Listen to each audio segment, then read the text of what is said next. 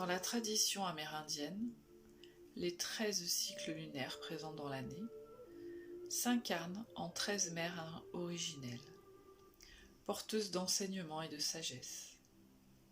Ce soir, je vous partage le texte présentant la 5e lune de l'année, celle de mai, la lune de la femme qui écoute. Extrait du livre Les 13 mères originelles de Jamie Sams.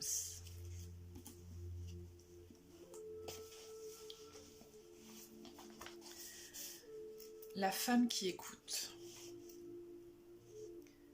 Les échos des ancêtres chevauchent les vents du changement, et la voix des êtres de la création appelle en disant mon nom. Les esprits qui chantent sur la brise, le fracas des vagues sur la rive, les battements du cœur de la terre-mère m'enseignent ce qu'il faut écouter. Dans le calme, avant l'aube et le crépuscule, des messages cachés sont délivrés, semblables au chant de mon peuple. Leur rythme me parle, mes oreilles peuvent entendre cette musique, et mon cœur la comprendre. Mère de clan de Tioé, tu peux disposer de moi. J'écoute tes chuchotements sur le parcours que tu vas ouvrir, à la rencontre de la voix silencieuse qui vit à l'intérieur de mon cœur.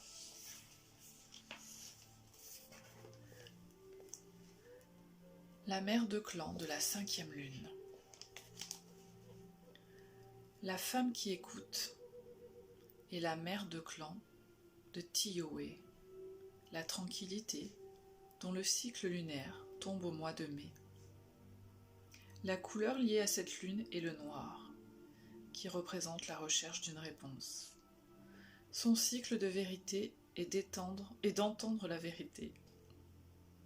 Cette mère de clan nous apprend à entrer dans le silence et à écouter les messages toujours présents dans la nature, à écouter nos cœurs, le monde de l'esprit, les points de vue des autres humains, les animaux qui nous enseignent, ainsi que le grand mystère. Dans la tradition Sénéca, entrer dans le silence est appelé Tioé, ce qui se traduit par tranquillité. Lorsqu'une personne peut parvenir à ce calme et entendre la voix paisible à l'intérieur, cette personne a le potentiel pour réaliser sa plénitude personnelle, parce qu'elle a accès à la voix de sa vérité intérieure. La femme qui écoute nous apprend à écouter tous les points de vue représentés dans notre monde, de façon à découvrir l'harmonie que peut procurer le fait de laisser chaque forme de vie avoir son point de vue sacré. Cette mère de clan nous enseigne qu'il n'y aura ni apprentissage, ni développement pour nous si nous n'écoutons pas ce qui est en train de se dire. Elle nous montre le chemin tordu qui consiste à devoir tout le temps parler. Lorsque nous parlons, nous n'écoutons pas. Lorsque nous ignorons ou coupons la parole d'une autre personne qui est en train de nous dire quelque chose que nous ne voulons pas entendre, nous sommes en situation d'empêcher notre croissance. Bien des personnes blessées dans notre monde ne veulent pas entendre la vérité, parce qu'elles ont le sentiment qu'elle va leur faire mal. La bonne volonté que l'on met à écouter la vérité à propos de soi, lorsqu'elle est exposée avec une compassion aimante, est un grand don qui peut guérir nos anciennes blessures.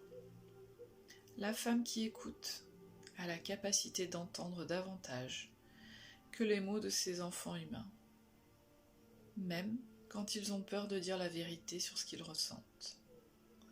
Cette mère de clan écoute les autres avec son cœur autant qu'avec ses oreilles.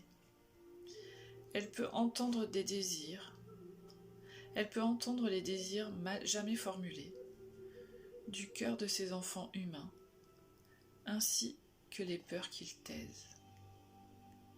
Elle peut entendre le langage non verbal des animaux, des plantes et des pierres, ainsi que la voix des ancêtres, qui vient du monde de l'esprit. Les talents de la mère qui écoute déroulent de sa capacité à être complètement paisible pour accueillir toutes les impressions qu'elle peut recevoir, puis formuler un concept qui les englobe. La femme qui écoute nous apprend à discerner si les personnes disent ou non la vérité, en écoutant les inflexions de leur voix et les sentiments que portent leurs paroles. Elle nous montre que beaucoup d'humains ne savent pas comment exprimer leur vérité personnelle, parce qu'ils dénient leurs véritables sentiments. Certains peuvent mentir pour masquer leur peur du châtiment ou de la punition. D'autres disent des mensonges pour se sentir acceptés ou importants. Mais on peut détecter tous ceux qui ne disent pas la vérité si l'on développe l'art d'écouter. Montrer de la compassion pour ceux qui pensent qu'ils doivent mentir est un signe de maturité spirituelle. La personne qui ment est une personne blessée. Dans notre monde, ceux qui ne sont pas véridiques ne mentent qu'à eux-mêmes. Parce qu'ils n'ont pas entendu la voix de leur Oranda ou essence spirituelle. Vivre dans la pleine vérité, c'est connaître la lumière de l'éternelle flamme d'amour. La femme qui écoute entend chaque pensée, perçoit chaque sentiment et reçoit chaque émotion. Dans Tie-Yo-Wei, la tranquillité. Elle utilise son don de prophétie à partir de l'information qu'elle recueille. La mère de clan de Tie-Yo-Wei peut prédire ce que sera le futur, en nous faisant voir que nos potentialités suivent le chemin de la beauté ou s'engagent dans le sentier tordu. Elle nous renvoie des avertissements quand nous perdons notre équilibre et des encouragements quand nous cheminons avec grâce. Les signes, présages, augures et guidances pour notre vie viennent à nous parce que la femme qui écoute a entendu notre cœur, l'intention que nous avons formulée et les désirs ou besoins que nous n'avons pas dits. Les messagers qu'elle envoie sur notre chemin sont les alliés de la nature, les esprits des ancêtres, les animaux qui nous enseignent et ou la voix de notre Oranda.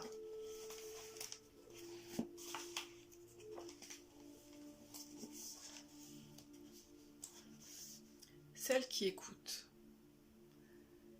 La mère de Tie-Yo-Wei, la tranquillité et la connaissance intérieure. La gardienne du discernement et protectrice de l'introspection. L'interprète des messages du monde de l'esprit. Le conseil et l'inspiratrice. Celle qui veille sur l'écoute. Elle nous enseigne à entrer dans la tranquillité et à écouter notre petite voix intérieure, à trouver et comprendre la connaissance intérieure dont nous sommes porteurs dans notre essence spirituelle, à écouter les points de vue et opinions des autres, ainsi que les voix des ancêtres, à comprendre le langage du corps et les pensées non formulées, à écouter avec le cœur, à écouter la vérité.